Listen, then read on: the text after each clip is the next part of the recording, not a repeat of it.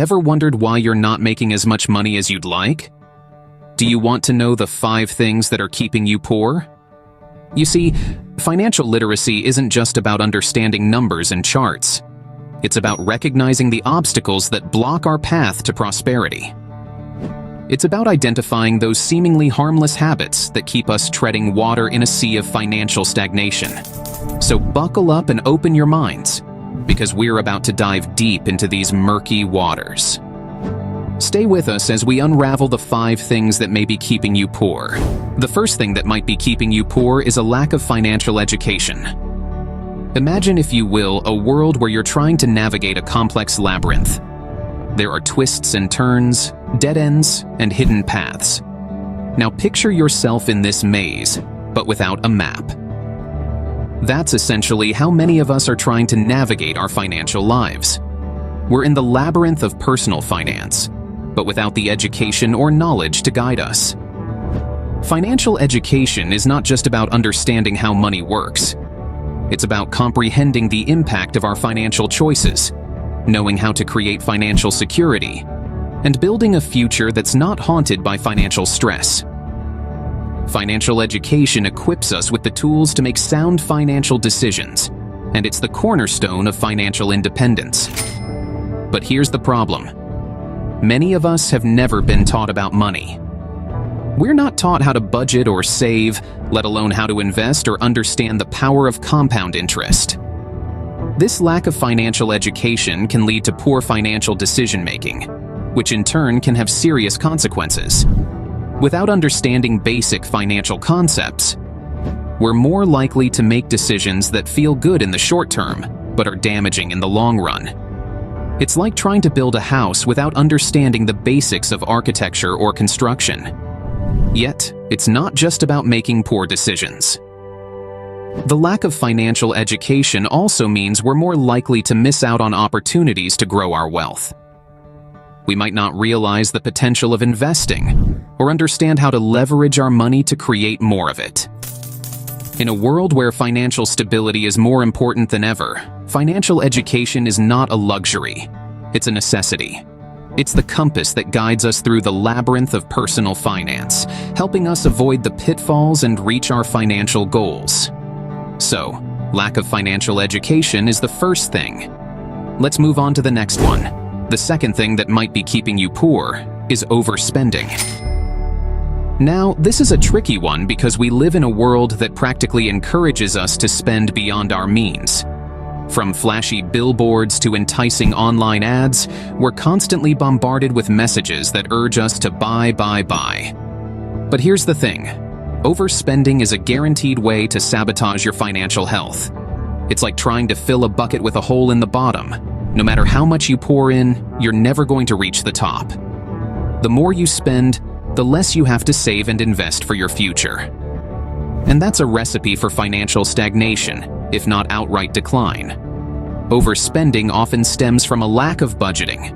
Without a clear plan for how you're going to spend your money, it's all too easy to fritter it away on non-essentials. That's why it's so important to set a budget and stick to it. Know where your money is going, and make sure it's going towards things that genuinely add value to your life. But even with a budget, it's still possible to fall into the trap of overspending if you're not careful.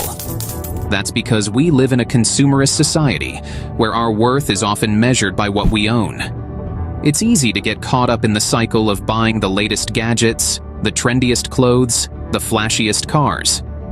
But remember, these things don't bring lasting happiness or financial security. They're just things, and they can't fill the void of financial instability. So before you make a purchase, ask yourself, do I really need this? Is it worth the cost? Could this money be better spent elsewhere? By asking these questions, you can avoid impulsive purchases and make wiser financial decisions. Overspending can seriously drain your finances. Beware of it. It's not about depriving yourself of the things you love, but rather about making smart choices that help you build a secure financial future. The third thing that could be keeping you poor is not saving and investing. Now you might be thinking, but I'm barely making ends meet. How can I save or invest? Well, the truth is, saving and investing isn't just for those who've got a lot of cash laying around. It's for everyone. And if you're not doing it, you're missing out on a big piece of the financial stability puzzle. Let's start with saving. Saving isn't just about putting away money for a rainy day. It's about creating a safety net. When you have savings, you're prepared for unexpected expenses like car repairs, medical bills, or sudden job loss. Without savings, these unexpected expenses can throw you into a financial tailspin, making it hard to recover. But saving alone isn't enough. You also need to invest. Why? Because when you invest, your money works for you. It grows. It multiplies. Think about it like planting a seed. If you plant a seed and nurture it, it'll grow into a tree that can bear fruit for years to come. But if you just keep the seed in your pocket, it won't do anything. Investing isn't about getting rich quick. It's about long-term growth. It's about creating a future where you're not just surviving, but thriving. It's about making sure that your money is doing its job, and that job is to grow. But here's the thing. Saving and investing require discipline. They require patience. They require a willingness to think long-term. And most importantly, they require action. You have to make the decision to put away a portion of your income, no matter how small, and to invest it wisely. So, if you're not saving and investing, start now. Start small if you have to. But start. Because every penny saved and invested is a step towards financial stability. It's a step towards a future where you're not constantly worrying about money. Remember, money saved and invested is money grown. The fourth thing that might be keeping you poor is bad debts. Now it's important to understand that not all debts are created equal. There are good debts and there are bad debts. Good debts can be an investment that will generate long-term income or increase in value. Think student loans for a degree which will potentially enhance your earning capacity, or a mortgage for a home that could appreciate over time. However, bad debts are a different story. These are debts that do not help you generate income or increase your net worth. They are often a result of purchasing things you don't need or can't afford, like that high-end designer bag or the latest tech gadget on credit. The problem with bad debts is that they can quickly spiral out of control. What starts as a small credit card balance can snowball into a mountain of debt due to high interest rates. It's a slippery slope that can lead to financial ruin if not addressed promptly. Moreover, bad debts can rob you of your financial freedom. They tie up your income, leaving you with less money to save, invest, or spend on things that truly matter to you. They can keep you stuck in a cycle of living paycheck to paycheck, struggling to make ends meet. Bad debts can be a financial trap. Avoid them as much as possible. Make smart choices, spend wisely, and always aim to live within your means. Remember, the goal is to build wealth, not debt. The fifth and final thing that could be keeping you poor is not having multiple income streams. In today's turbulent economic landscape, it's no longer enough to rely on a single source of income, whether that be a 9-to-5 job, a freelance gig, or a small business.